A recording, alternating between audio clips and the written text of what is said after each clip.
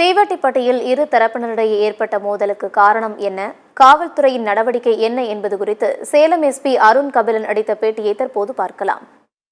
நேற்று போலீஸ் பிக்கெட் போட்டு இன்னைக்கு பீஸ் கமிட்டி அதுக்கு ஸ்டார்ட் பண்ண ரெக்கமெண்ட் பண்ணியிருந்தோம். இன்னைக்கு காலையில் அது பேஸ் பண்ணி தாசில்தார் ஆஃபீஸில் பீஸ் கமிட்டி போட்டிருந்தாங்க. ஸோ அந்த பீஸ் கமிட்டியில் அவங்க ஒரு தரப்பில் கொஞ்சம் டைம் மட்டும் கேட்டிருந்தாங்க. அது இன்னொரு தரப்பு ஒத்துக்கிட்டாங்க.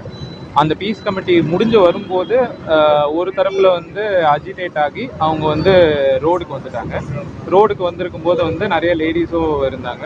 அவங்க அங்கே இருக்கும்போது போலீஸ் அவங்களை பிக்கப் பண்ணும்போது அவங்க ஸ்டோன் பெல்ட்டிங் ஆரம்பிச்சிட்டாங்க. ஸ்டோன் பெல்ட்டிங் ஆரம்பிச்சதுனால ஆப்போசிட் பார்ட்டியும் இன்னொரு தரப்பும் அதே மாதிரி ஸ்டார்ட் பண்ணாங்க.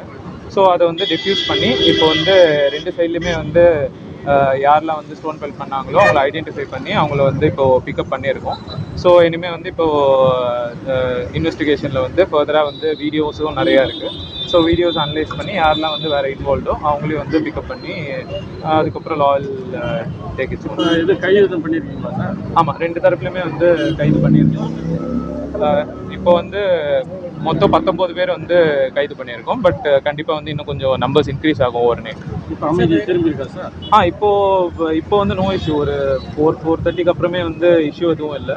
இப்போ இனிமேல் எங்கள் சைடில் இப்போது நைட் ஸ்ட்ராங்காக பிக்கெட் போட்டிருக்கோம். ஸோ நைட் எந்த இஷ்யூவும் இருக்காது. இனிமேல் ரிமைனிங் ஒர்க்கு இப்போ வீடியோஸ் அனலைஸ் பண்ணி பிக்கப் பண்ணி ரிமாண்ட் பண்ணுறது.